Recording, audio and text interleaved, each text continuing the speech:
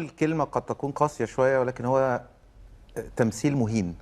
يعني حسيت أنا كلاعب كرة مصري سابق وبلعب في نادي كبير زي الزمالك ومثلت منتخب بلدي قبل كده، عمري ما تخيلت إن هو ده يكون مستوى منتخب مصر حتى لو المنتخب التاني.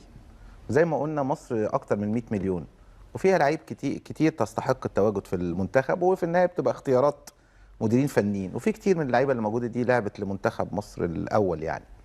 حتى لو كنا بالمنتخب مصر الثاني، لكن هذا الشكل وهذا المستوى اللي ظهر بيه منتخب مصر في 3 مباريات متتالية، فهو ده نتاج عدم تخطيط، نتاج مشاكل ما بين الأجهزة الفنية، مشاكل ما بين الاتحاد ورابطة الأندية.